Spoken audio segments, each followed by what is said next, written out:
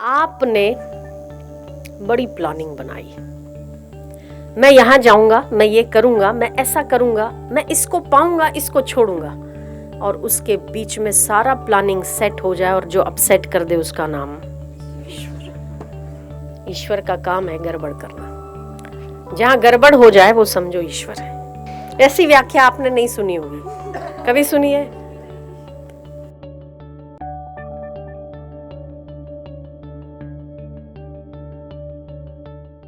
एक सवाल पूछते, ईश्वर किसको कहते हैं?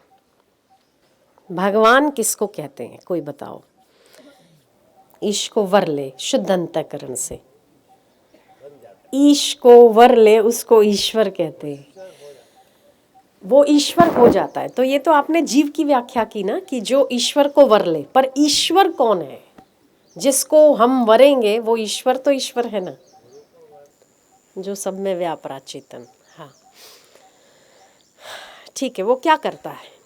व्यापरा है मतलब केवल बत्ती जलाता है सब में। हाँ, क्या करता है? ईश्वर का क्या काम है? अविद्या हरण करना ईश्वर का काम है। तो क्या आप ऐसा कहते हो कि जिसमें अविद्या है वो ईश्वर नहीं है? जो दुराचारी है उसमें ईश्वर नहीं है? फिर तो ऐसा होना चाहिए जो अविद्यावान है उसमें ईश्वर नहीं होने चाहिए, और ईश्वर नहीं होगा तो मरेगा, तो सारे जीते जागते फूलते फलते नजर आते। ईश्वर तो है ही। ईश्वर किसको कहते हैं? माया विशिष्ट चैतन्य होता है, उसमें अविद्या नहीं होती, वो ब्रह्म है। जहाँ माया विशिष्ट चैतन्य है वो ब्रह्म है। ईश्वर किसको कहते हैं? ईश्वर के पास तो माया भी है, अज्ञान भी है और ज्ञान भी है, वो पूरा है तभी तो ईश्वर है ना। अगर आप काले को छोड़ दो, केवल सफ़ेद को ग्रहण करो, तो आप ये कहा जाएगा कि आप सफ़ेद हैं, काले नहीं। ठीक है, सफ़ेद हैं, काले नहीं। सफ़ेद को छोड़कर आप काला ग्रहण करते हो तो आप काले होंगे, सफ़ेद नहीं। पर जो दोनों को बराबर ग्रहण करता है वो तो पूरा है ना, सफ़ेद भी और काला भी। शून्य की शुरुआत एक कैसे लिखा जाएगा वो आप बता सकते हो। एक यहाँ से शुरू होता है और यहाँ ख़त्म होता है, ठीक है। दो कैसे लिखा जाएगा आप बता सकते हो कि दो यहाँ शुरू होता है, यहाँ ख़त्म होता है। पर शून्य का आदि और अंत कहाँ से शुरू होता है और कहाँ ख़त्म होता है आप बता सकते हो, इसीलिए वो पूरा है, क्योंकि उसमें आदि और अंत दोनों ही मिला हुआ है। आदि भी बराबर है, अंत भी बराबर है, पुण्य भी बराबर है, पाप भी बराबर है, ज्ञान भी उतना है, अज्ञानी। क्या अज्ञानियों को ब्रह्म चेतना नहीं देता? अज्ञानियों को के क्या हृदय में ईश्वर विराजमान नहीं होता? क्या चोर के हृदय में चोरी की प्रेरणा भी तो वही देता है ना?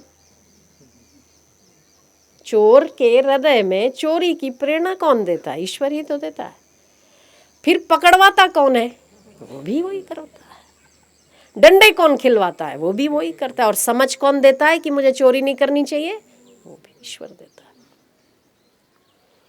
ईश्वर तो भारो भार जिसको कहते हैं सब में विद्यमान है। मनुष्य अपनी अज्ञानता, मनुष्य अपनी अविद्या और मनुष्य अपने स्वभाव से ठोकर खाता है, कष्ट उठाता है। ये कष्ट देने वाला कौन? ईश्वर। तब बुरी प्रेरणा देने वाला कौन? और बुरी देकर सन्मार्ग पर लाने वाला कौन? तो आप ये तो नहीं कह सकते कि अविद्या जहाँ पर है वहाँ ईश्वर नहीं है।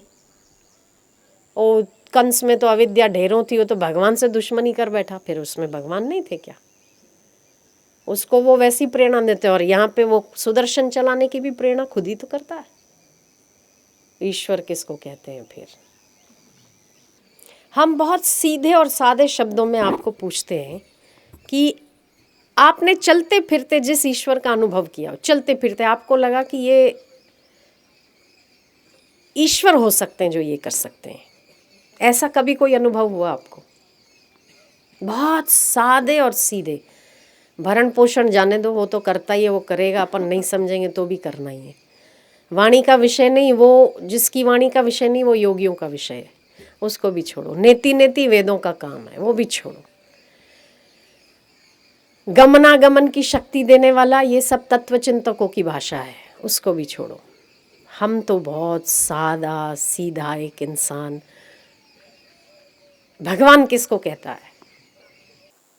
ईश्वर सत्ता देता है, कर्म कुछ नहीं करता, केवल सत्ता देता है।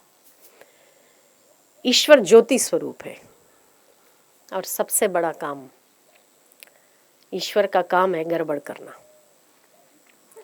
जहाँ गड़बड़ हो जाए वो समझो ईश्वर है। समझ गए? बहुत सीधा साधा गणित है। आपने बड़ी प्लानिंग बनाई, मैं यहाँ जाऊंगा, मैं ये करूंगा, मैं ऐसा करूंगा, मैं इसको पाऊंगा, इसको छोड़ूंगा, और उसके बीच में सारा प्लानिंग सेट हो जाए और जो अपसेट कर दे उसका नाम ईश्वर। ऐसी व्याख्या आपने नहीं सुनी होगी, कभी सुनी है? आप सोचते हैं कि मैं अमुक कार्य करूंगा, आपका बड़ा सेट प्लान है, ठीक है, आपकी ऊपर से लेकर नीचे तक, मतलब A to Z किसी व्यवस्था में कोई गड़बड़ नहीं है, और अगर उसमें गड़बड़ हो जाए तो उसका नाम, आप जो सोचते हो वैसा ना हो के जो विपरीत हो जाए उसका नाम ईश्वर। आपके मन में ना हो, आपके चित्त में ना हो, आपके विचारों में ना हो, और ऐसा आपके साथ चमत्कार हो जाए उसका नाम ईश्वर।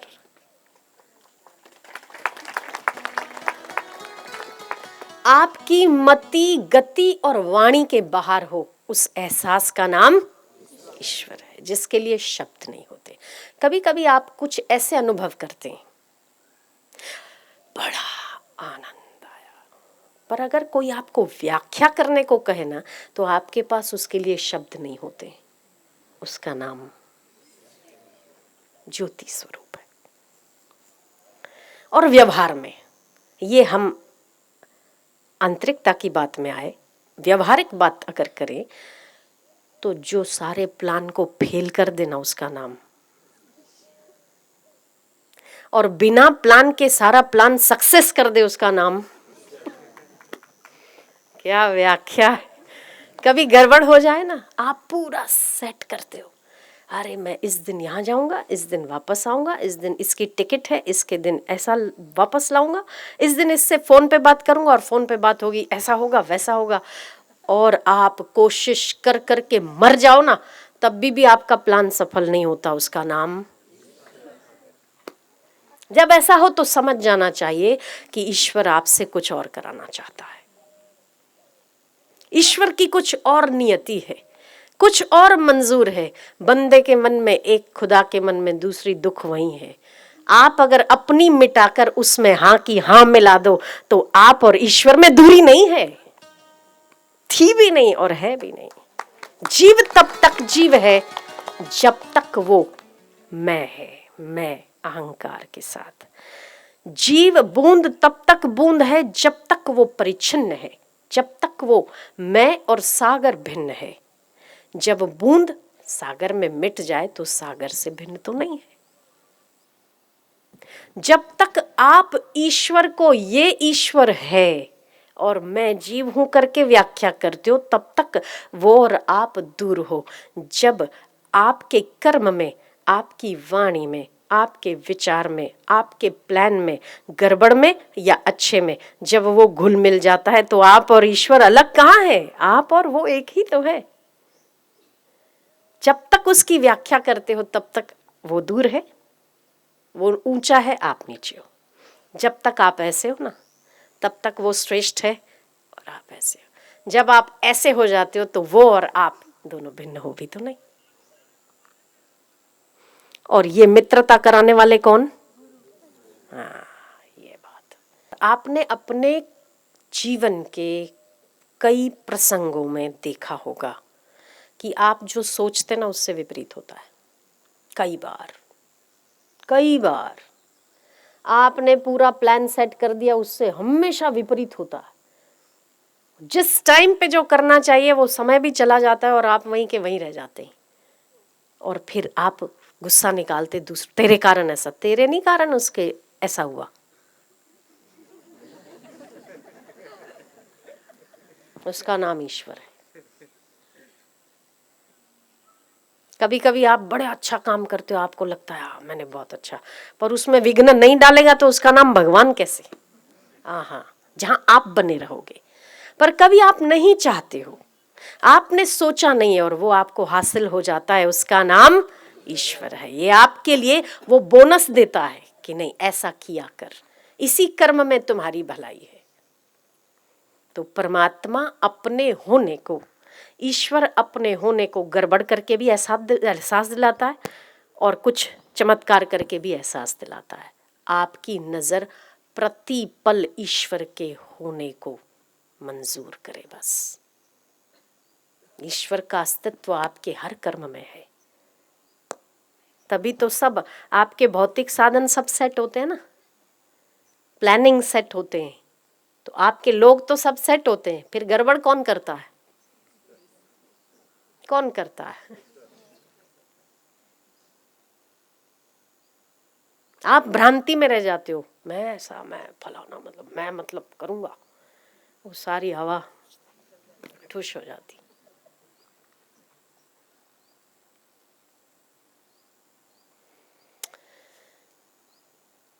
तो वो ईश्वर हृदय में विराजमान है सभी के। चोर को चोरी करने की सत्ता ईश्वर देता है, तो पुलिस को चोरी करके भागता है तो उसको सत्ता भी वही देता है कि इसके पीछे लग। डंडे कौन खिलवाता है? वो भी ईश्वर खिलवाता है। और वापस उसको सन्मार्ग पर लाता कौन है? वो भी ईश्वर लाता है।